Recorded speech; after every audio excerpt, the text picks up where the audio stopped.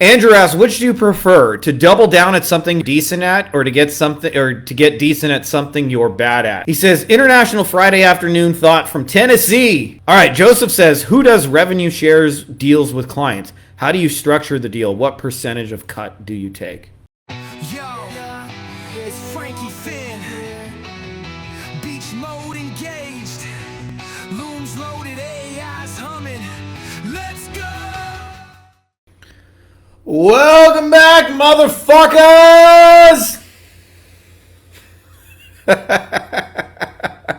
I'm Frankie Fihnozi. Welcome to episode 272 of Buy My Shit. Oh no, my muscles are falling out. Let's get those back in place. There we go. Buy my books! Just have a little fun here. Too much fun, I might add. For those of you guys that are new here, welcome to our agency Q&A. For those of you guys that are used to the shenanigans around here, you don't need to worry about it. It's a shocker around here. Quick little announcement just before we get rocking and rolling that putting together some cool shit. I put together an AI assistant. I got like 24 different things that'll help you with various shit. And so I put it into a GPT where you can just answer a few questions about you and what you're doing. It'll recommend you the best possible resource. So you don't have to like try and sift through a catalog of shit. You just have a quick little conversation. That's kind of the whole point of that. So yeah, if you're interested in potentially working together, click that thing, have a little conversation with it. It'll tell you kind of what's available for what you're trying to do. Yeah, baby! Buy my book! Buy my shit in general. There you go. All right. So that's all I got for preamble. You guys can talk to my AI assistant. We can get rocking and rolling here. And we're here to do some Q&A action with my muscles, baby. Can I just let you guys know that I got a book? 2 books, actually. Buy my books, motherfuckers!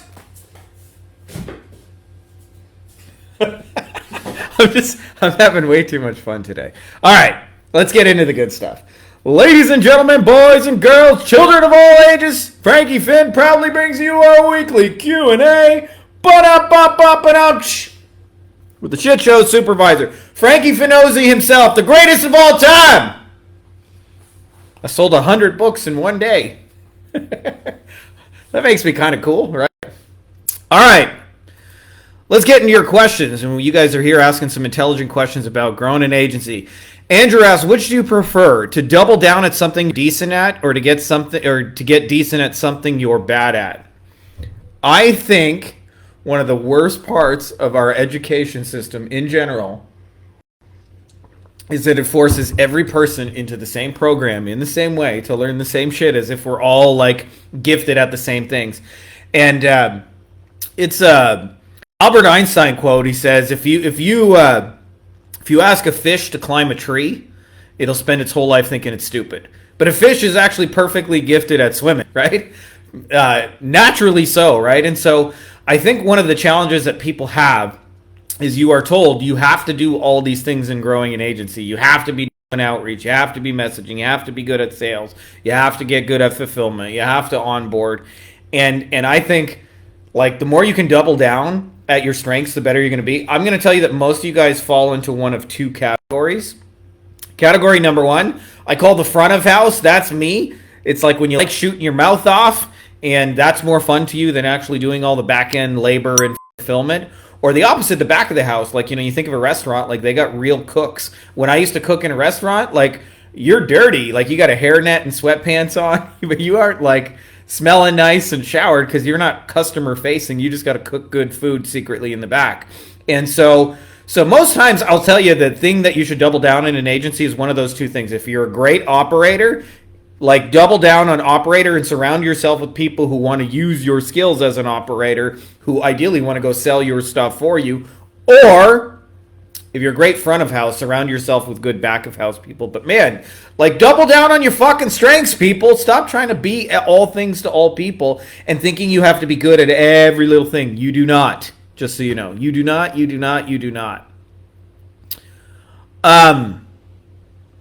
Yeah. Anyways, that's all I got to say about that. Really, that was not a long one, but I hope that's helpful. Anyway, to the next question. Buy my book.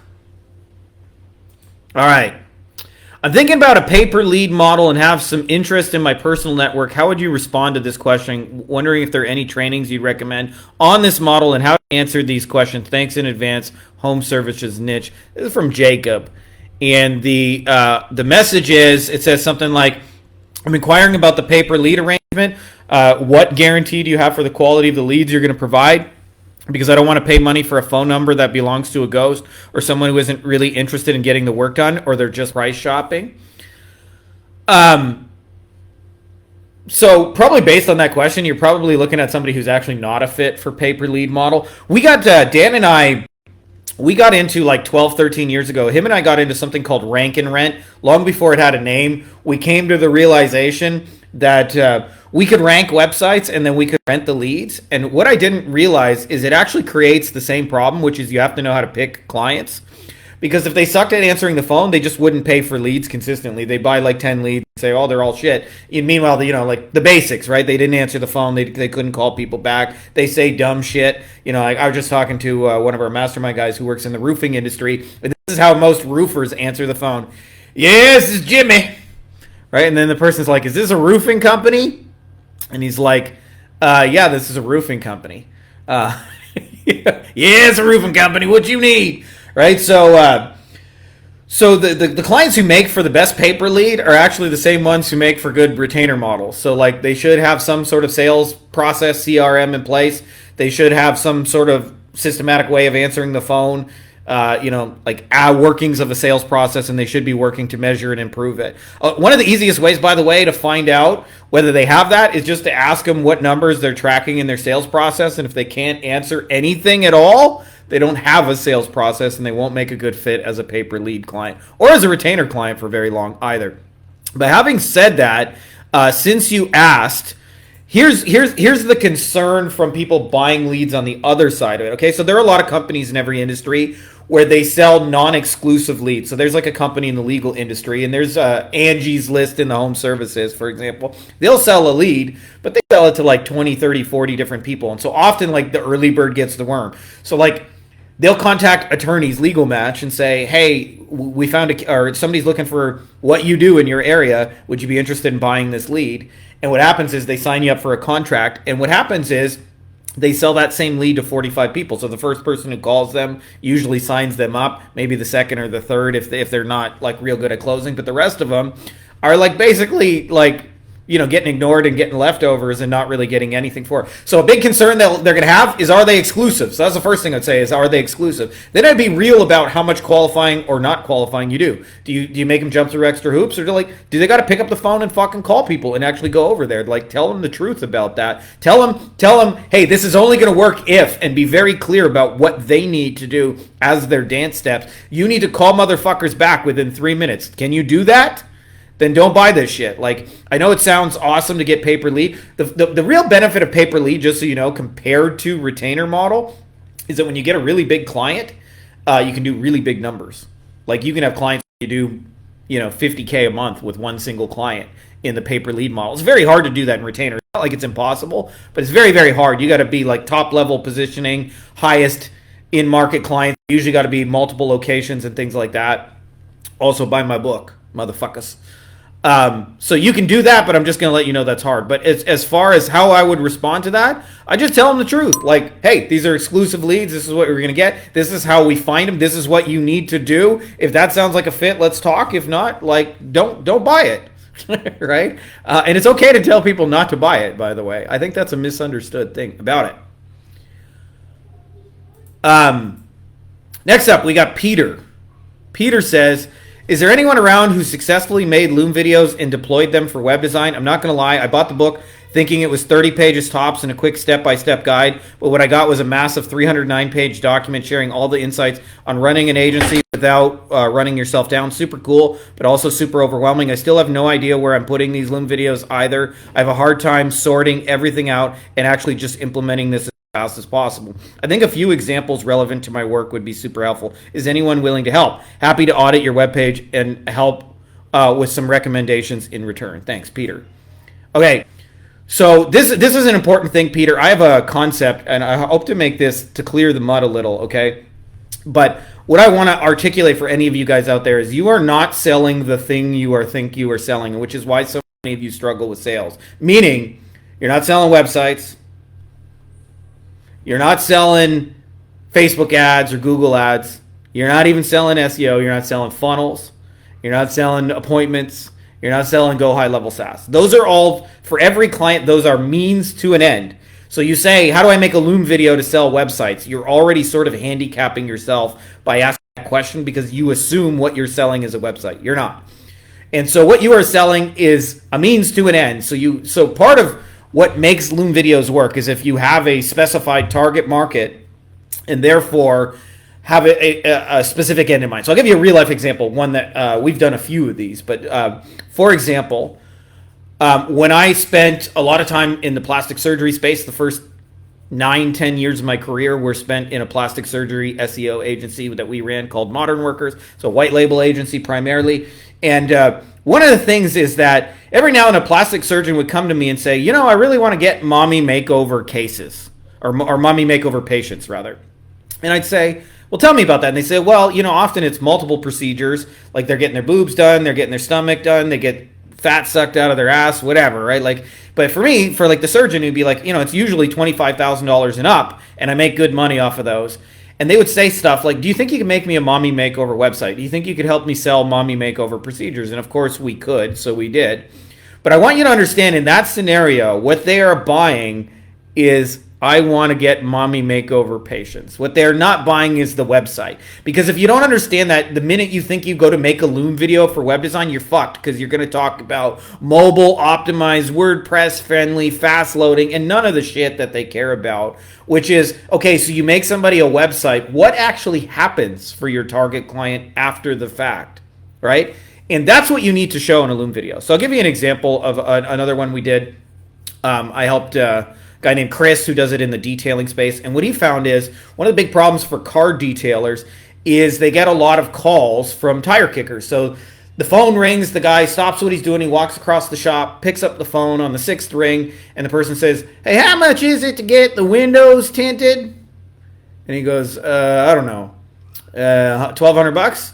And the guy says, oh, I got to call you back. Got to talk to my brother, cousin, uncle, former roommate. And then he hangs up. And then he walks all the way back across the shop and picks up what he's doing. 10 minutes later, the phone rings. How much is it to get new tires put on? And by the way, everybody who calls him is like a redneck. Clearly, right? Like, that's what's going on right here.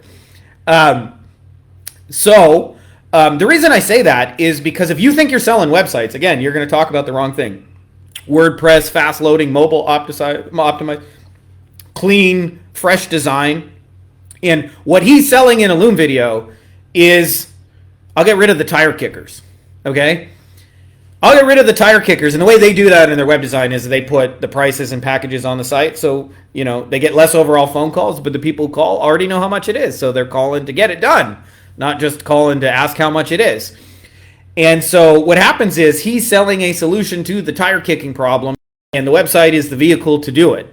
So if you don't figure that out, you're not going to sell anything, not just through a Loom video, but you're not going to sell it face-to-face either, because you'll be talking to a plumber and instead of telling him about, hey, I can get you new construction work so you don't have to unclog shitty toilets, you're going to talk about, oh, we design websites, they're real nice, they're fast loading, 7 pages cost this much, 20 pages cost that much, and everybody's going to go, I'll call you back, can you give me a proposal? So you got to be very, very clear. The thing you're selling is the outcome of the website, not the website itself. And this is why I'm so big on picking a niche, because it's actually hard to speak about a meaningful outcome if you don't have a target avatar in mind. Now, having said that, where does a video go? We have something we put in front of a video called a hand raiser. And a hand raiser is a short little post that gets people to raise their hand and just say, I'm interested. So in my case, it would be like, hey, we figured out how to use websites to get mommy makeover patients.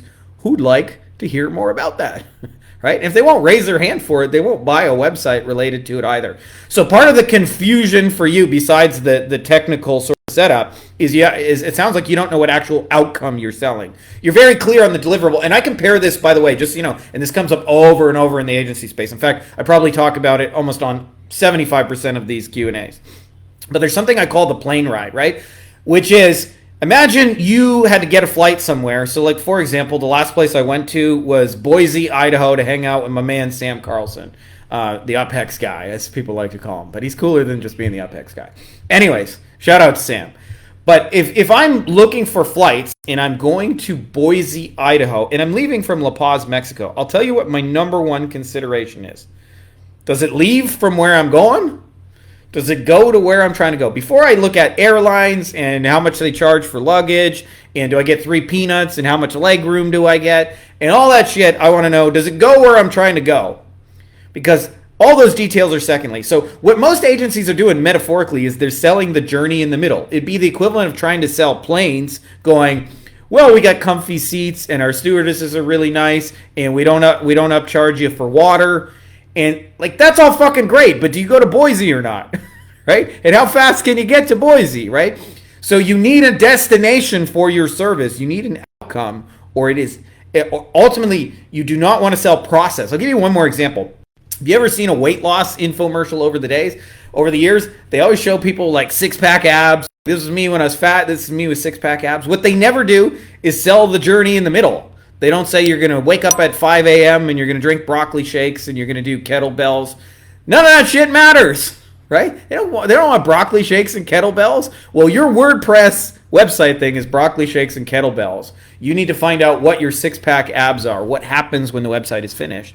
And almost always the answer to the question is, what are they most trying to sell? Once you know that, that's what you make websites about, and that's the outcome you ultimately sell. What are you trying to sell? So like I just gave an example of a plumber. If you talk to a plumber, like one of the things we've learned from some of our mastermind members in the plumbing space is they get a lot of emergency calls, but like they're kind of gross. You go and you unclog some fat shitty guy's toilet, right? When in reality, they would way rather get new construction work where you don't have to get dirty, right? So you're not selling a website. You're selling, hey, I can make you a website about new construction work so you don't have to ever get covered in shit again. Would you be interested in getting new construction work? So if you don't have that detail, you're not going to sell any websites, just you know. And then, by the way, this is not just true in video. You will have a very hard time selling it in person. You'll have a very hard time selling it in calls because nobody woke up. There's no business owner who woke up in the middle of the night and said, I desperately need a website right now. Woo, cold sweats. But they do say things like, man, I'm sick of these tire kickers. Man, I really wish I could get the big procedures that I actually make money on, right? So you got to bring a solution is the point. And if you're not sure what that is, like pick a niche and do some target research. That's 90% of what most agencies are missing, by the way. Pick a niche. Who are you going to do this shit for? Market research. What do those people actually want? If you don't know the answer to those questions, by the way, you're going to have a really, really hard time selling anything to anybody. And by the way, like you can do this in like 2-3 hours. And those of you guys who are in this group, by the way, if you're in this group, I've already given away a free tool that does the market research for you in about 15 seconds. So if you guys want access to that, again, just drop a comment here that you're interested in that bot and I'll link it for you.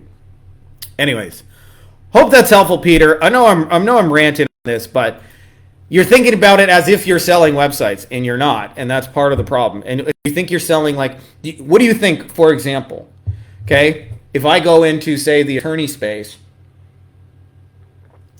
do you think they want to buy Facebook ad services from me? Or do you think they want to buy, hey, I can get you signed cases for under $500 a piece using Facebook ads? Right? So they're not buying process. Websites are a process. They're buying outcomes of the process. So you got to get clear on that, or you're going to have a really hard time selling anything to anyone ever. And by the way, here's an example of difference between process and outcome. So I got friends, for agencies, one of the things they do is they will help you with accounting. Okay? So here, what would you rather pay for $400 per month? This is what they actually charge. So would you rather pay over here? I'll give you monthly bookkeeping services for $500 a month or $400 a month, $399, let's call it. Okay?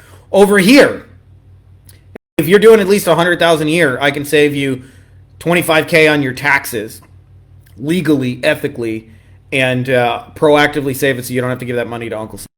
What would you rather buy? Activity, process, or outcome?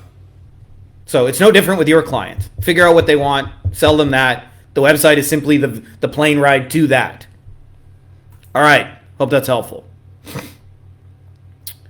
I think I mixed this up because this was the actual. Okay.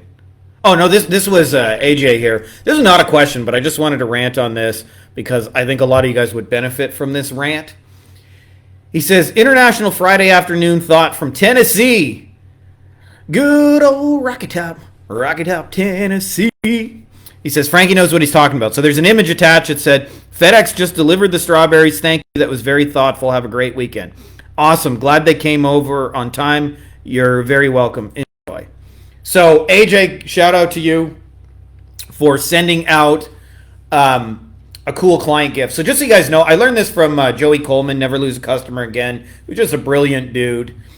And one of the things Joey was talking about is what I call the grand welcome, which is so many clients have purchased services, not just ours, not just marketing services, but, you know, real estate and financial and mortgages. And for many reasons, like most services and people and situations are a letdown. Very rarely do they have like an exceptional experience, by the way. And I'll tell you about the first time I had like an exceptionally choreographed experience that was so good, it left me kind of like questioning things. But that was, I got invited to speak at a lawyer conference in Salt Lake City, Utah, for our stay, which is awesome because I didn't have to pay for it. That makes it even more enjoyable. But I stayed at a 5-star hotel called the Grand America. They actually built it just for the Olympics, because when they had the Winter Olympics there, you have to legally have a 5-star hotel. They didn't have one, so they made one. Okay, so staying at the Grand America. Anyways, when I got out of the taxi, I remember the first thing the dude said to me is he said, "Right this way, Mr. Fihn." And I spent the next 10 minutes going, how did that motherfucker know my name was Mr. Fihn? How did he know that? How did he know that? And then I walked inside, and the first person said, "Mr. Fihn, this is for you," and handed me a fresh baked cookie. Said, "Do you like cookies? Cookies are my favorite food. Fresh baked ones, like, oh my God, like, no. Especially after a long flight, you're hungry, you haven't really eaten, it's been shitty airport food." And then they already started the check-in process, and I was getting check-in. He said, "Here's your keys, here's your bag." And guy said, "Let me grab your bags," and he started bringing them to my room. I got to my room, there was a chocolate on the pillow and a handwritten note from the manager. Now, already, I'm ready to leave this place a 5-star review. Now, here's the interesting thing, okay? 2 things. One, this is a hotel, right? It's just, ultimately, it's still just beds, toilets, and a shower for a couple of days, right? Right? It's not like they had some super secret bed formula, but they had engineered an amazing client experience. And because of it, I wanted to leave them a 5-star review right then and there. Secondly, the answer was the guy read my bag tags, and that started the whole process. All he did was read my bag tags, and in doing so, pass the information along to the next person, who then pass it in, and they made the whole like check-in process like just super seamless and organized. It was like hot diggity damn, like little extra touches. So I'll tell you what happens with most clients is when they hire agency services, they go into it all gung-ho, and then it's a real pain in the ass to get passwords, and it's sloppy, and it takes like 2-3 weeks just to get logins and get started. And then they don't hear anything for like weeks and weeks and weeks. And then all of a sudden, like 30 days later, they get an end of month report.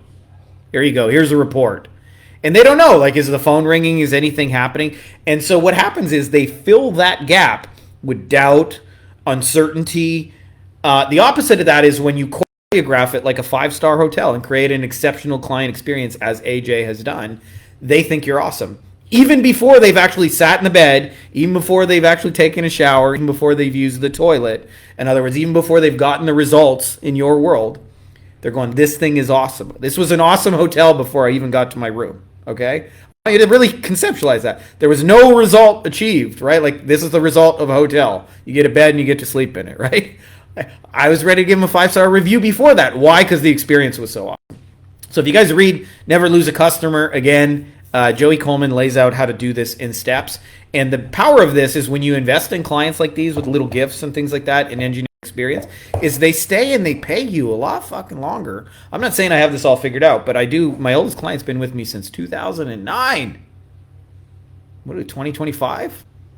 So what are we looking at? Like 16 years? Right? Like, makes it easier when you have that to depend on, right? And what most agencies do, like, this is not talked a lot about in our industry, but they churn and burn through clients every 3 to 4 months. Oh, also, Facebook's doing that thing where I don't see your comments, but buy my book.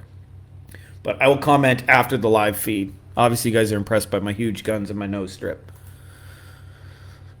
All right. I thought we had Jacob earlier, but that wasn't Jacob. So this is Jacob. He says, I'm interested in selling agency services to smoke shops and retailers. Texas, where I live, has seen a boom with the alternative THC market. Frankly, I'm thinking about going into the retail side as the state fees are so nominal considering the profit margin and consumer demand, but I digress. I've joined a Facebook group of smoke shop owners just to ask what issues they're dealing with in order to build an offer. I don't know smoke shop store owners personally. When prospecting for industry issues, what are some good questions to ask? Well, firstly, my dude, as I mentioned, if you're interested, I have a bot that is programmed to do a shit ton of research on those people, so we can hand you that answer in 15 seconds. But let me give you a little bit of idea of the 30,000 foot view, because the questions you can ask are ultimately infinite.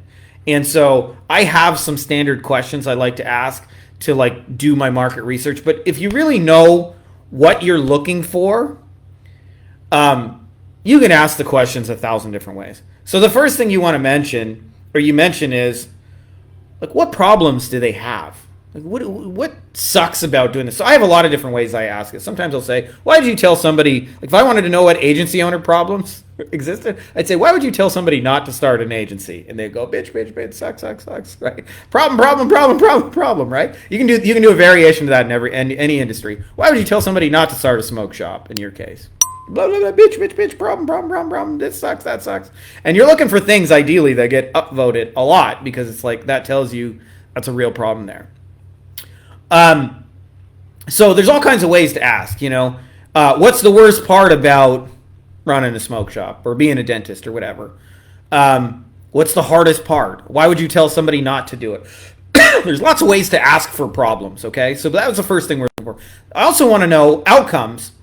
I'll tell you my favorite way to ask for outcomes is simply to ask, what kind of clients, customers, patients, jobs, whatever, which ones do you wish you had more of? And almost always that's what they're trying to move towards. Hey, I wish we had new construction. I wish we had big commercial roofing jobs. I wish we had the big cases. I wish, we could sell more of our $40,000 mastermind, et cetera, et cetera, et cetera, et cetera. Okay? So there's that. What else? The other thing I want to know is I want to know what they're doing now, and also what sucks about what they're doing now. So we assume that we want to sell businesses that are broken, but a lot of times we actually want to sell to businesses where it's working, but it sucks, right? So I think about roofing companies, for example. I don't know. I just had this conversation with somebody last Friday. They got to drive around. This is how a lot of roofing companies get business. They do a job, then they spend the next 3-4 hours driving around the neighborhood. They bang up signs all around the fucking lawn. They try and talk to neighbors, and they're roofers, so they're probably not the most conversational. They're like, smoke a cigarette, throw it in your face, yeah, we do roofing. You want some roofing? Roofing, right? So they're obviously not the most personable guys. And do you think they really want to do that? Even though it works, right? Do you think they really want to drive 3-4 hours, 5 hours, 6 hours, canvassing doors? Yeah, we can help you with that leak up there, right? You think they want to do that, or you think they would rather just be able to turn on Facebook ads and have a job booked in the calendar and just show up and do it? Okay? So even when it works, a lot of times there's very undesirable things. So what are you doing now? How are you getting business now? And then I might again ask a deeper question. They say word of mouth and referrals. Well, what sucks about word of mouth and referrals? They're inconsistent. I can't depend on them. I have no control over it.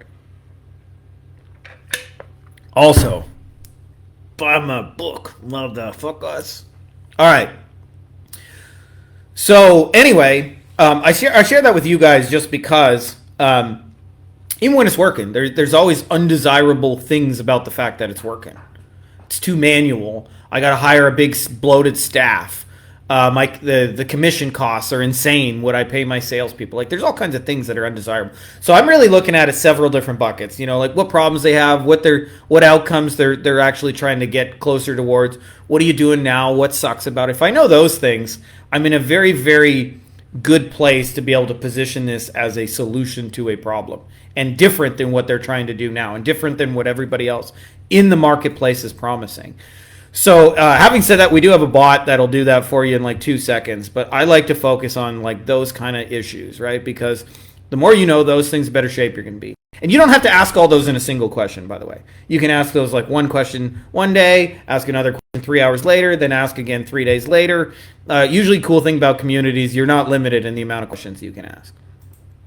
So anyways, I hope that's helpful, my dude, because the more you can make sense of your... I honestly feel like the people who sell the best in every industry just understand their target market better than everyone else. It's really that. It's like they understand how they talk about it, how they phrase it, how they think about it, what they say. Like part of the reason I'm able to speak agency owner lingo is because I have fucking thousands of conversations with you guys, especially over text, right? So I can go back and read those conversations and see where the problems are and see what you guys are moving towards and stuff like that. And then I post something, you guys are like, wow, it's like you're talking to me, but it's because I was talking to you, right? Like that's not random.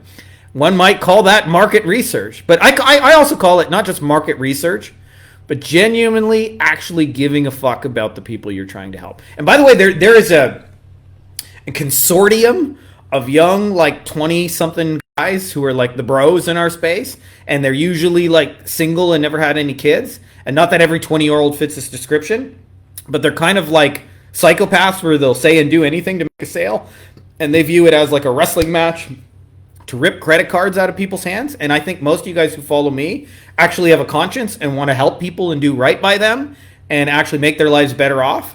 Hard to do that if you've never listened to the problems they have and what they're trying to do, right?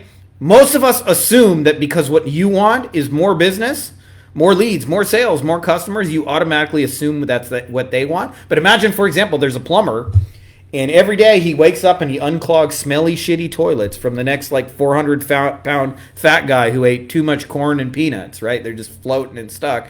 Yeah, sorry about that, Mr. Plumber. We done take a huge turd over there. Can you help us unclog it? Right? Like that's how they spend their day.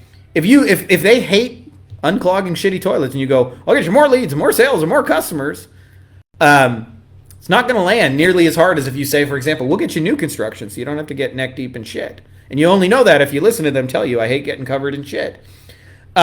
Dentists, for example, dentists have constant chronic neck and back pain from bending over people's mouths. So people show up to them, we'll go, we'll get you more patients and more patients and more patients. And by the way, the offers that crush it the most with dentists are always like investment offers of like, hey, we'll make you money on the side and you don't have to do as much dentisting because we'll make your money work for you. So you don't have to do any dentisting, no more neck and back pain. So this is why you want to sell them, I'll get you bigger patients, less of them, but bigger ones. So you can actually eliminate half the shit in your calendar, right? That's more appealing to a dentist than more. But you only know that if you listen to your target market. So people automatically go into it assuming they want more leads and more sales and more customers and more at Frankie Fihnozi Emporium. That's very rarely true. That's only true for you, by the way. You want more leads and you want more sales and you want more customers. But don't project that on your client. Listen. 2-3 hours of listening, by the way, will be a game changer in terms of your ability to close them. All right, Joseph says, who does revenue shares deals with clients? How do you structure the deal? What percentage of cut do you take? Okay, firstly, if you're looking for somebody who does revenue share deal with clients, this guy right here, also our good friend who wrote an awesome book over this, Tony T, with his Deals Over Clients book, is the playbook for how to do that. So, tell you the two big questions people always ask me about revenue share deal. How do I not get screwed? And like, how do I ensure that I actually get paid? And probably the third question is the one you asked, which is how much should I charge for it? Okay, so I'm going to tell you that those are all real and valid questions, but there's a first question that most people don't ask, and because of it, their revenue share deals are like much doomed before they start. Okay? And the first question you should be asking is, who makes a good fit for a revenue share deal? And the answer, by the way, is not everybody. In fact, the answer is not even close to most people. So if you assume the answer is everybody, like, hey, I'll just do revenue share deal with any plumber who's interested, ooh, you're in for a world of hurt. So I'll tell you who makes for the best revenue share partners. The top 1 to 5% of your industry. Okay, so what I mean by that is the people at the top are used to doing partnership deals. They have a lot of things that are working. And also, I wrote about this in my second book, but they have a lot of digital assets already working. So I'll give you an example, okay? There's two companies. One is doing 100 million, one is doing 0. And you have to, as a revenue share deal, make them an extra $1 million to get paid. Which one of those do you think is going to be harder or easier? Okay, I promise you it's the one with 100 million, not the one doing zero. Zero, you got to build their whole business. You got to build their offer, their team, their marketing system, their structure, their plan. $100 million, they already got flow. Sometimes you can make them $1 million just tweaking their phone script. Hey, they go from a 5% conversion to 6. Well, there you go. I just made you $1 million. You're welcome. Right? We change one fucking sentence at the end of a phone script. So the other thing that why we work with the top 1 to 5% is they have digital assets that make the process easier. My sock arms are not looking as impressive as they did at the start. Let me get my Fihnozi muscles in place. Motherfuckers. All right. I only kid just because I actually didn't watch any of the Fihnozi stuff, but my newsfeed has been just blowing up with it. I'm mostly in my own lane, running my own stuff, so I was with the kids at the water park anyway, so we weren't too interested in anything that wasn't water park. So what did I want to say about that? So revenue share deal. Okay, so if you ask the right question, who, then the next piece comes to, how do I not get screwed? Okay, here's how you don't get screwed. You run a small little test and you wait and you see how they pay you. And if they pay you and everything's fine, you do more. And if they don't, you don't. Right? So I mentioned like, hey, I might tweak a phone script. Hey, we got a 1% conversion increase. Now we made an extra $1 million. Right? How do they handle that? And so almost always, and this is true, by the way, how I manage all my stuff, employees, I test them small before I commit to them big. How do I do the same thing with freelancers? It's the same thing as dating, right? You wouldn't typically marry somebody you just met unless you're like madly in love and just love at first sight. But most times you're going to date and you're going to feel each other out. And then only then are you going to do more. It's the same thing with working with partners. You start small, you feel them out, you do a date or two, and you see after doing a date or two whether it's worth continuing the. And I'll tell you, this will trip people up. But if you take 5 partners, probably 2 of them will not be cool. Usually, by the way, a bigger issue is not that they don't pay you; it's that they take their sweet ass time doing it, and that's a bigger issue than they don't pay you. But yeah. Anyways, what was I going to say on that? Yeah, usually the bigger issue is like, they make you wait a month for your piece of the pie. And then I just wouldn't do a second date with them. And then as far as percentages, which is the question you ask, like typically you're going to ask for 30 to 50% of profit margins. So you do this for an info business, right? They sell a $100 course, they keep $100. So I might ask for $30 or $50. I do that for a roofer. They do a $100 leak repair. They might make $30. I would ask for 30% of the fee, which is like $9, right? 30% of 30 is $9. So I'd say, hey, every time you book a leak repair, I want $9. Obviously, help them book bigger jobs, but I'm just using easy numbers for the sake of illustration. Okay, but I want to reiterate that detail. And the reason why I want to reiterate this detail is the clients who make for bad revenue share partnerships are almost always the ones who propose it. Because they'll say, I've been burned by 7 different marketing companies. Why don't you go bring me some business and then I'll pay you after I get it? And what you'll find is if you do revenue share deals with those people, their sales process is broken, their marketing, their follow-up, their offers are broken, they're not unprofessional, they don't know how to close. You'll uncover all of it and find out, but by the way, those people don't make good retainer clients either, just so you know. So what happens if you work with a few thousand retainer clients over the years? You can identify before you begin which ones will make good clients, and then you can aim your stuff. Revenue share deal is really simply saying, I'll put more of the risk on me, but I want a bigger piece of the upside.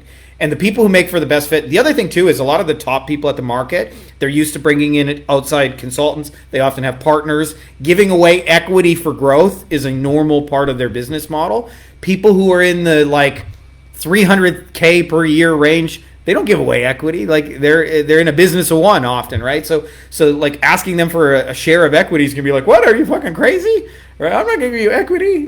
Maybe if you make me $2 million, I'll give you a little something. As where somebody's at 100 million, they'll go, hey, if you can get me to 150, I'm happy to give you a share of the 50 you create. Let's make a bigger pie for everybody. That's usually the mentality. Not always, but that's usually the mentality.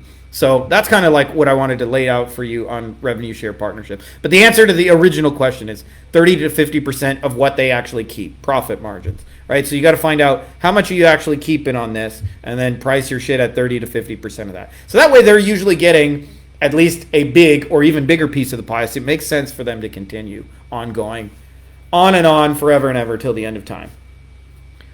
All right.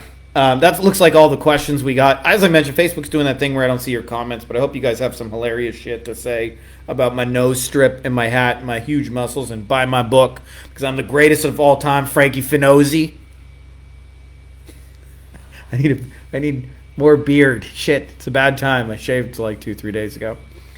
Anyways, as mentioned, just for those of you guys who missed the intro, I programmed a little AI assistant this morning because I got like 24 different things that'll help you guys with various shit. And a lot of you guys said, hey, like, which one do I even get? Where do I start? If I want to work with you, how do I do that? And so all you got to do is have a little conversation with that bot. It'll ask you about your agency, where you're trying to go, what you want to do next. And then it'll recommend whatever makes sense based on your answers. So if you're interested in potentially doing something together, check that baby out, and it'll just doesn't sell you. It's just a bot, just designed to recommend you whatever the best resource is based on what you're trying to do. And that's all I got on that. So happy Monday. May the force be with you. Frankie Fihnozi out here. Buy my book, motherfuckers.